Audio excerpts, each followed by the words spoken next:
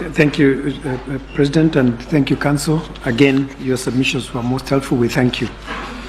Professor Muigai, you said that the whole dispute revolves around numbers. And you were before us in 2017, and the question of Section 83 of the Elections Act was prominent at the time. Morgan versus Simpson was prominent. You were Attorney General at the time. A number of things happened around Section 83 post our judgment. My question is, looking at the qualitative, the quantitative test, and Professor Kindiki raised the question too around Section 83. I had it before he raised it. Could you speak to it, and what is the approach you should take in this case regarding the test to apply? Number two, again to your team, and any of you could answer it. It's not a flippant question. I'm raising it deliberately because I have reason to. I know that the events of 15th August are in our minds, but remember that there was an extra day by which Mr. Chebukati could have declared the result.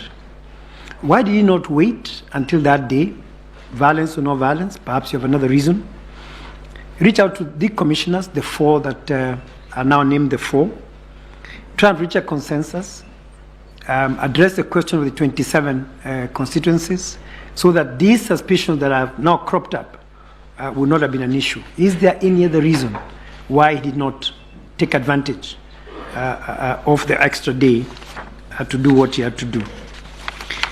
Mr. Oraro, I understand where you're coming from. I understand where your clients are coming from. I understand where Mr. Kenyo and Mr. Kihara and the rest are coming from. We are now in a sport where public office is becoming exceedingly dangerous.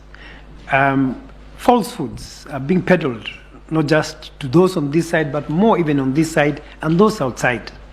So I understand the need for you to say, my clients would like to clear their names because they've been mentioned in these proceedings.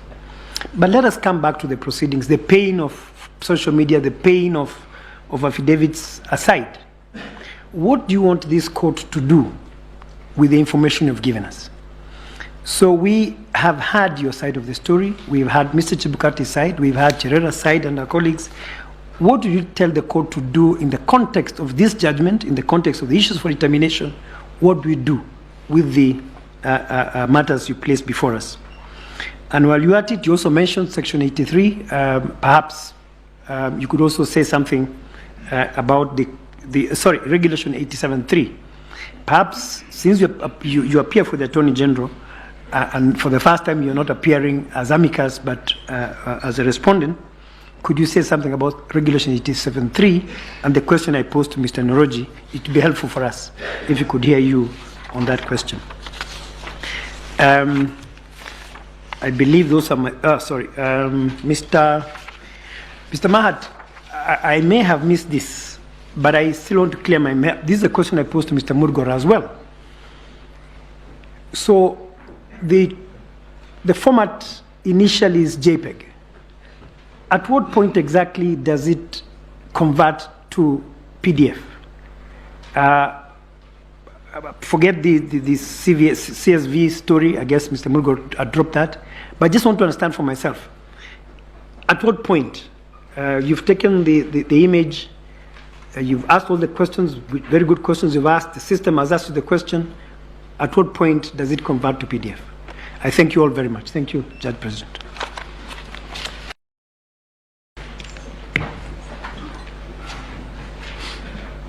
Thank you, Judge President. My question